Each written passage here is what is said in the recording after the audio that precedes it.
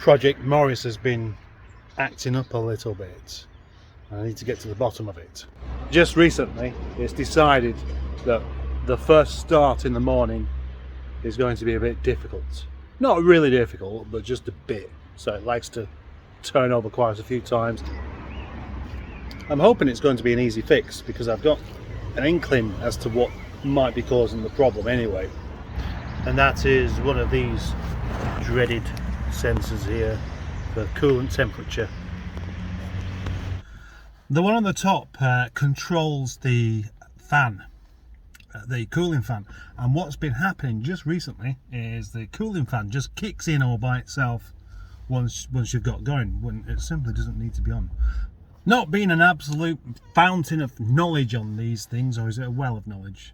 I don't know. But anyway, I think the one underneath has got something to do with controlling the amount of fuel mixture through the ECU, so it needs its information there, and I think it's that lower one. And I've just unplugged it to start the car to see what happens.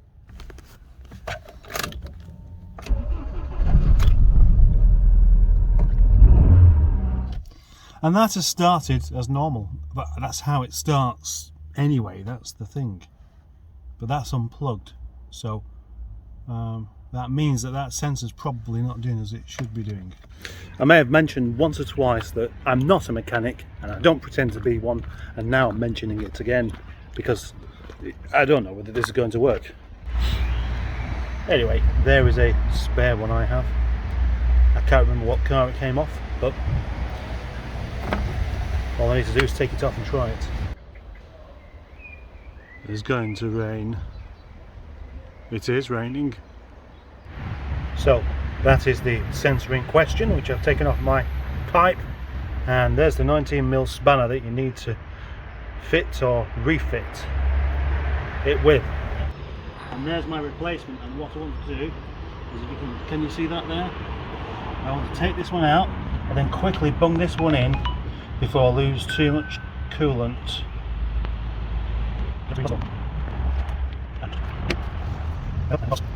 That's quite an easy job, but will it work? Now let's try and start it again, see whether it starts any easier than it did do before.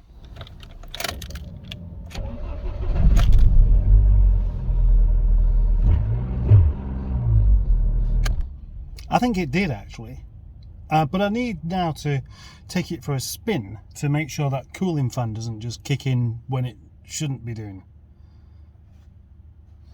Okay. It's funny actually that whenever you replace something, you fix it, there's a psychological thing there that makes it feel better straight away, and this feels better straight away. It feels a bit more, ever so slightly punchy, but as I said, that's probably, I could be just making that up. After all, I do nothing but make things up for these videos.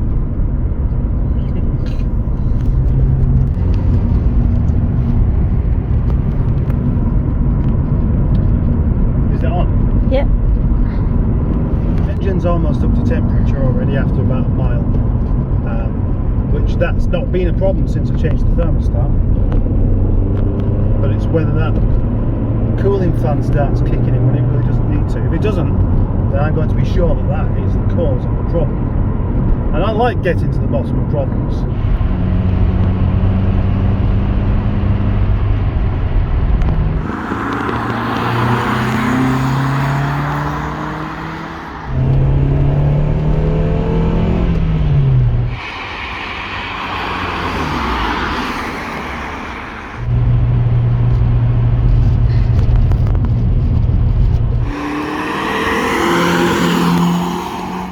This is the following day, and I thought I would let the car properly cool down by not using it.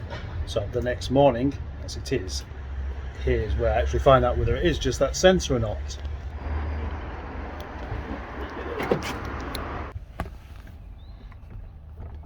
It is a bit damp as well, so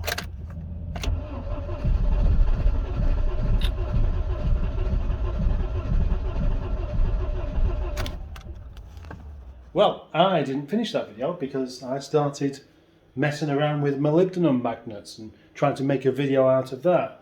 and I got distracted. But I figured out what the problem was. It's one of the leads. It's just a bit damp. Sprayed some WD-40 on it. It works perfectly fine. I am not going to bore you with the bread that I'm making or the casserole I've got in the oven.